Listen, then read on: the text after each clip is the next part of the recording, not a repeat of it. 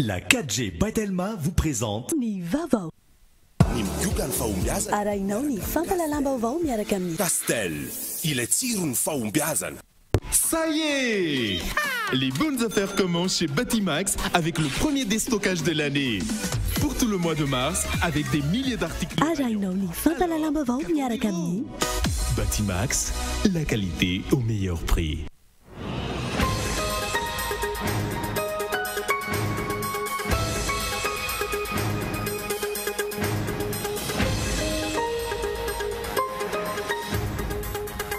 Fanapotehana firenena faran'izay aingana no azo ambarany zava-bitan'ny fitonana HVM ety tato anatin'ny efataona mahery kely nitondrany. Sambany teto amin'ny tantarany nisy teto amin'ny firenena nisy ny fivoriana tsy ara-potoana inefatra ny sesy. Ety fitondrana HVM ety no voalohany nahitana solo-mavamoaka maherin'ny fitopolo na sainjoro noho ny fisian'ny kolikoly ny adinindreo aranao anaty matonda tsoratra Yandra Harson. Toy ny fankalazana ny fahadipitaona ny Cool TV FM nisy tamin'ity androany ity ny fiaraha-misakafo fiaraha-milalao niarahan'ny mpiasa teto amin'ny Cool TV FM. Maresaka iraisam-pirenena nanomboka nanefa ny saziny omaly ilay filoha-pirenena breziliana Lula da Silva noho ny resaka kolikoly avolenta. Nadinindreo aranao afaka fotoana fohy.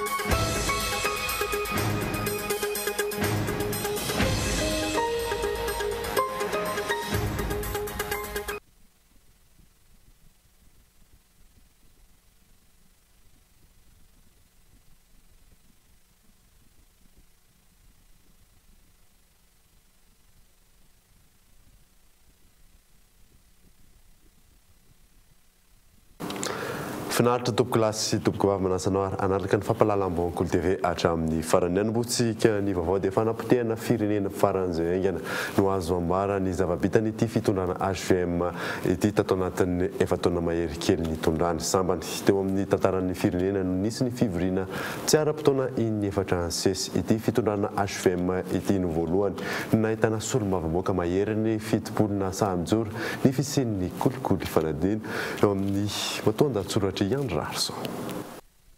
Potiky ny kolikoly ny fitantanan-dra-panjakana hatrany amin'ny farantampony ka hatraty ambany indrindra.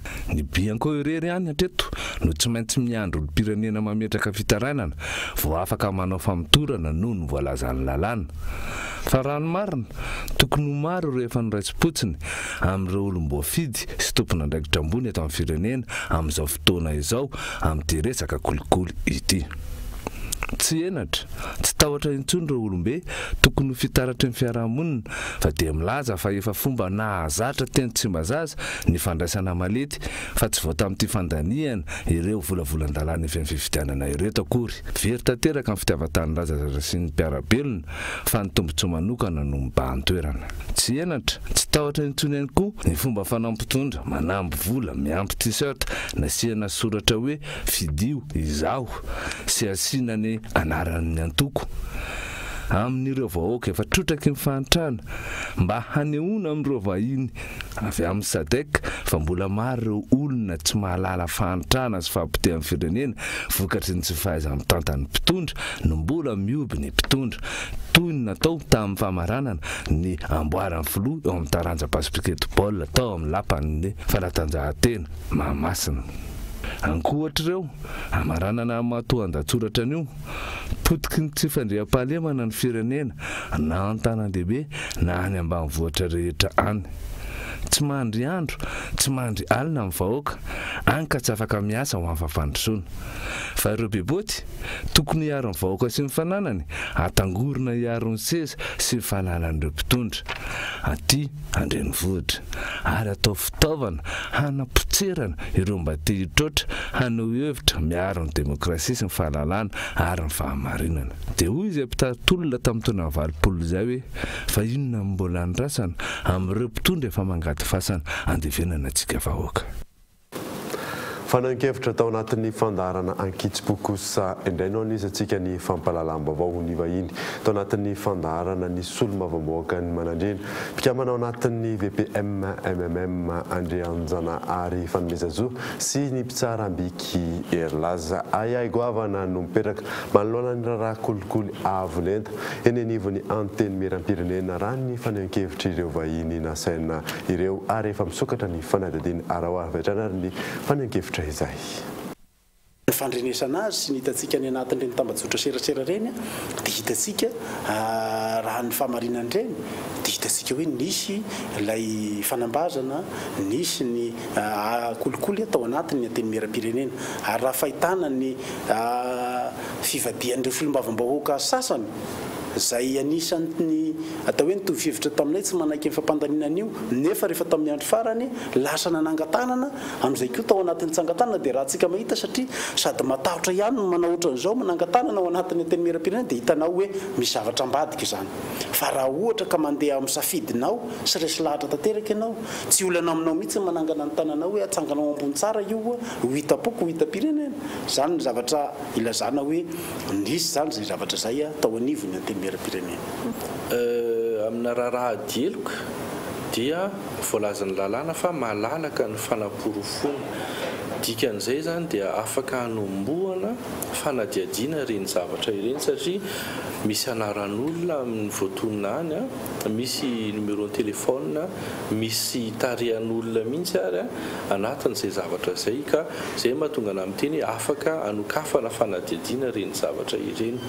Ho anay mpandinika lalàna koa zany dia misy an'ilay filazanay hoe misy forte suspicion izany hoe le fitondrantenan'ilay olona sy le zavatra misy zany no mampieritreritra hoe mety misy zavatra hafahafa ao ambadika ao satria arak'ilay voalazako teo hoe inona moa zany ny antony tsy hanaovana an'ilay débat eo amin'ny Assemblée nationale séance plénière publique eo daholo ny hainao manjery fa maninona zany no entina any ambadimbadika any le député sasasasany volaniza zany no nitondrana an'ireny sy ny antohana an'ireny olona ireny iza no ny safidy hoe ianona sy ianona no entina any ary maninona no mifangaro any zany ny fahefana mpanatanteraka sy ny fahefana mpanao lalàna dia izay zany mahatonga ny tenanay miteny fa azo anokafana ny fanadiadiana ny lalàna vaovao mikasika ny bianco sy mikasika ny ady amin'ny kolikoly koa dia mazava fa tsy misy tsony zany hoe immunité parlementaire zany raha resaka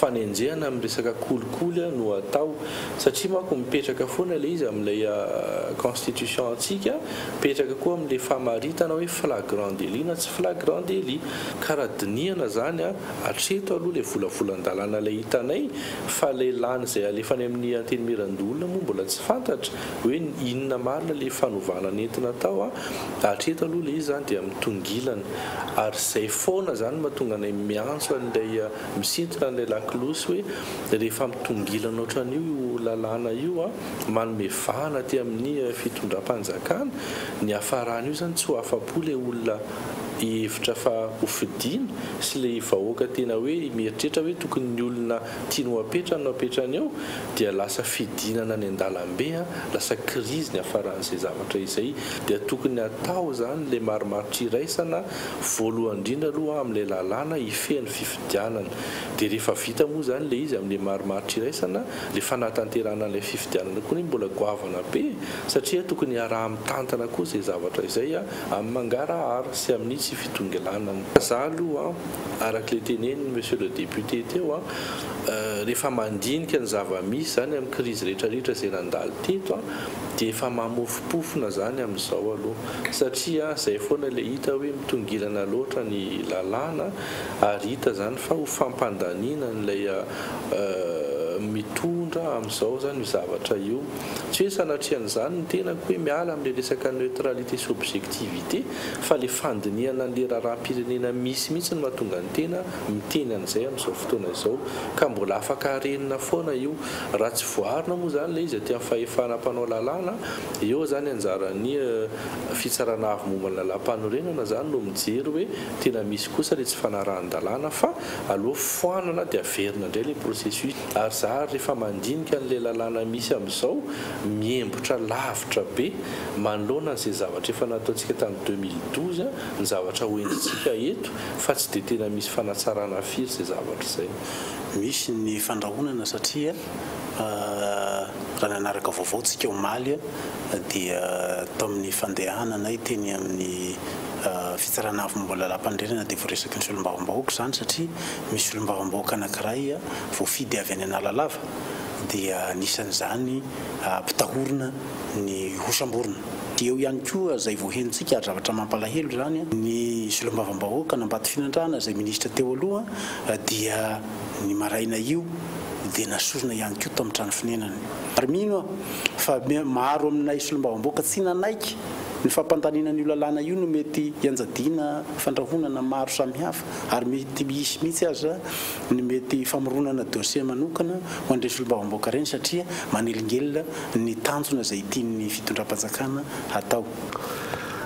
Lafy mavao hafa kosa indray dia mbola olana mipetraka eto amintsika ny fidiran'ny olona manana fahasembanana eo amin'ny tontolon'ny asan'ny fanarahana azy ireo aorianany fampiofanana no isan'ny andraikitra goavana petraka ireo toeram-pampiofanana isan'izany Centre national de formation professionnelle des personnes en situation de handicap. Michael Ramarla.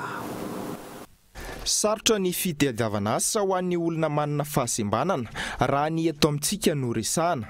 Fanampiana goavana no ataon'ireo toeram-pampiofanana ho an'ireo olona manana fahasembanana ireo. Isan'izany ny eo anivon'ny CNFPPSH izay mampiofana ireo manana fahasembanana.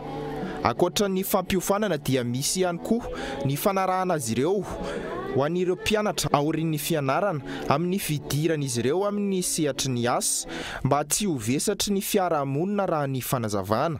Eo ihany koa ny fanomezana sehatra ahafahan'izy ireo miditra amin'ny sehatry ny asa toy ny hoe ny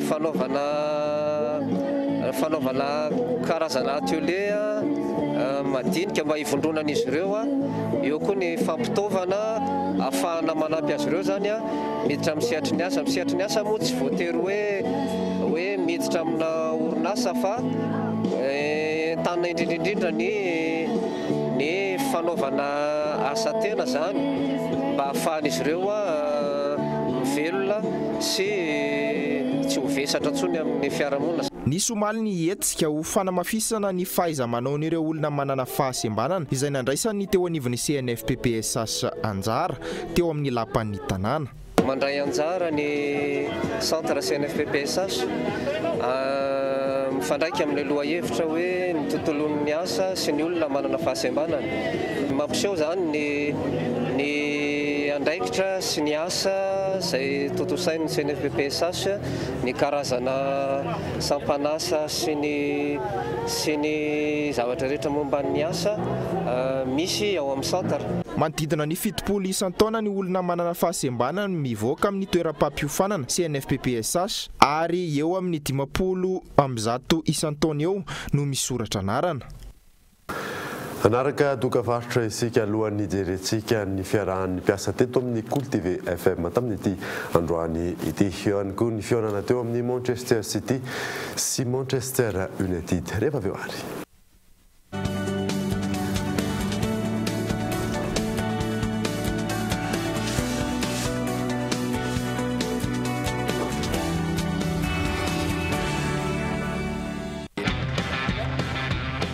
Appel vers tous les opérateurs.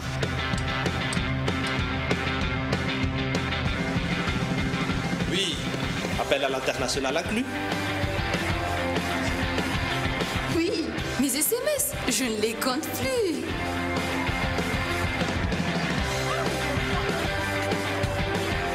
Et oui, l'Internet à la vitesse 4G. 0,5 arrière par seconde vers Faf et Club First. 1 arrière vers Telma et 3 arrière vers les autres opérateurs.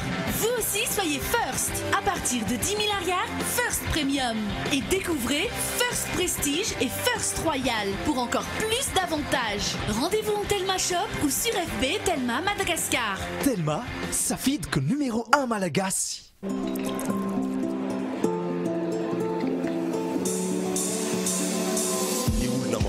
fiainana dia ireo izay tsy milavolefona manoloana ny ady olona mahay mitrandraka ny fahombiazana eo amin'izay sehatra misy azy tsy miaohatra tsy misalasala fa mandray an-tanana no aviny tsy ambaratelon'ireo karazan'olon'ireo ny migioka ny fahombiazana miaraka amin'ny Castel. Castel, ilay tsiro ny fahombiazana. Efa azonao jifaina amin'ny endriny 5 centilitatra. Ça y est! Les bonnes affaires commencent chez Batimax avec le premier déstockage de l'année. Pour tout le mois de mars, avec des milliers d'articles au rayon. Luminaires, salle de bain, peinture, électricité, plomberie et divers articles de quincaillerie. Des remises conséquentes vous attendent à la caisse. Et ce n'est pas tout! Un polo offert pour un achat supérieur à 600 000 ariars. Alors, qu'attendez-vous? Batimax, la qualité au meilleur prix.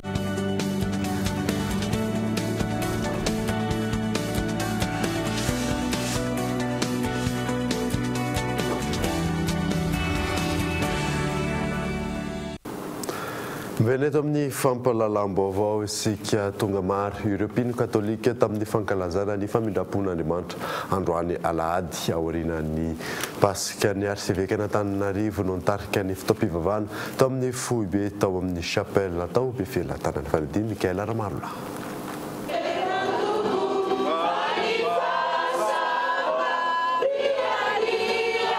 Alahady faharoa manaraka ny Pâques. Alahady fetin'ny famindram-pon'Andriamanitra ho an'ny finoana katolika. Natao fety manetriketra ihany koa izany raha ny fanazavana ho an'ny teto amin'ny foiben'ny famindram-pon'Andriamanitra teto be felan-tanana dia ny archevêque n'Antananarivo Razanak'olona Odon no nitarika ny fivavahana tamin'izany. Andro lehibe io arenan'ny mpamparay masina taona iray manontolona ny atsika izay famindram-pon'Andriamanitra izay isan-taona ny papa nametraka ilova pana ity moatika izay famindram-pon'Andriamanitra izay. Zay ihany koa ao anatin'ny fiankalazantsika ny alahady faharoa amin'ny Pâques no ankalazantsika izay famindram-pon'Andriamanitra izay. Efa herinandro nareo teto nandre famelabelarana momba ty famindram-pon'Andriamanitra ity. Maro ny voalasa tamin'izay. Nisy ihany koa ny nampiavaka ity andro any ity raha ny fanazavan'ny aumônier ny famindram-pon'Andriamanitra ao be felan-tanana. Ny mampiavaka amin'ny andro any zany dia ny sarin'i Jesoa be famindram-po ilay misy tsiri-pahazavana anankiroa dia fotsy sy mena dia io sary io dia niseho tamin'ny namasera anankiray antsoina hoe Masera Faustina tamin'ny 12 febroary araiky amin'ny 790 tany Apolôna ary Jesoa nanafatra tamin'izay fotoan'izay manaovanao sary mitovy izao ahitanao ato izao dia asehosoratra hoe ry Jesoa matoky anao aho. Ka izay zany no anisan'ny mampiavaka amin'ity andro-androany ity. Ary ihany koa amin'io dia Jesoa ihany koa nanafatra hoe mba hatsiaro an'izany hoe ora amin'ny famindram-pon'Andriamanitra izany tsika dia ilay ora amin'ny famindram-pon'Andriamanitra amin'ny 3 ora tolakandro. Na teo aza ny faharatsian'ny toetry ny andro dia tsy nasakana ny fahatongavan'ny mpino kristianina katolika ny nakalazana izany androany. Ny finoana katolika rehetra ihany koa no nakalaza izany tamin'ity androany ity.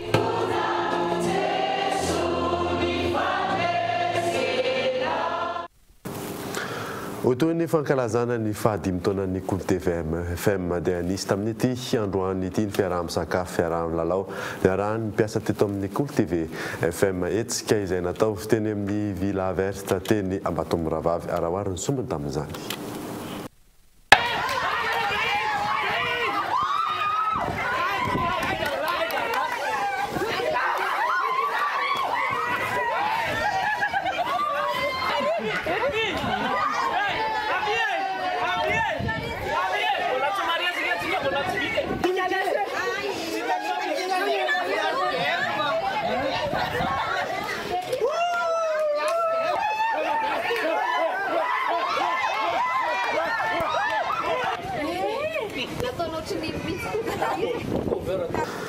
Resaka iraisam-pirenena kosa indray dia manomboka nanefa ny sazany omaly ilay filoham-pirenena breziliana Lula da Silva noho ny resaka kolikoly avo lenta. Fanedino amin'ny San France 24. nikorotana ny pomban'ny lolahy teo anolohan'ny tranon'ny syndicat-ny métallurgiste nanao ny izay hetsika rehetra hanakanana ity filoham-pirenena breziliana teo aloha ity tsy ho any amin'ny polisy nateo aza nefa izany korotan'ireo olona dia tafiakatra tao amin'ny ilay fiaran'ny polisy ihany ny tenany maro kosa ireo efa niandry azy tao amin'ny seranam-piaramanidina São Paulo nanohana nyity filoham-pirenena teo aloha ity nanao ny fandehanana tamin'ny fiaramanidina farany ny tenany ho an'ny Curitiba izay atrehan'ny andro voalohany ao am-ponja samy tonga teo alohan'ny fonja avokoa na ireo nanohana na ireo tsy nankasitraka azy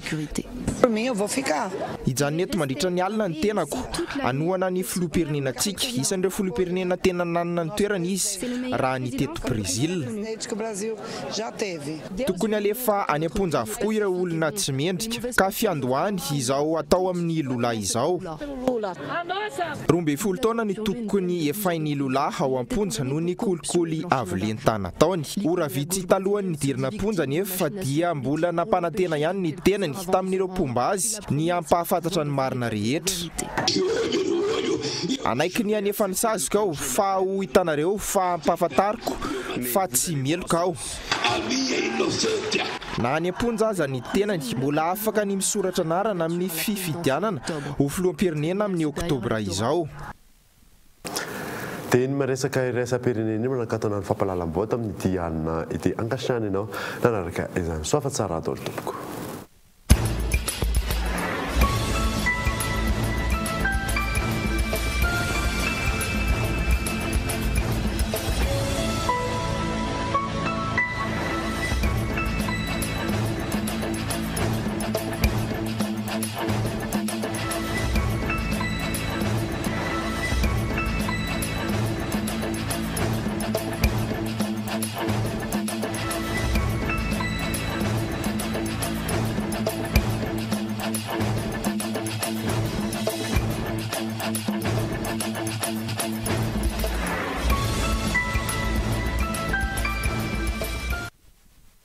Ça y est! Les bonnes affaires commencent chez Batimax avec le premier déstockage de l'année. Pour tout le mois de mars, avec des milliers Batimax, la qualité au meilleur prix. Castel, il est tiré une faumbiazan. La 4G by Telma vous a présenté Ni Vavao.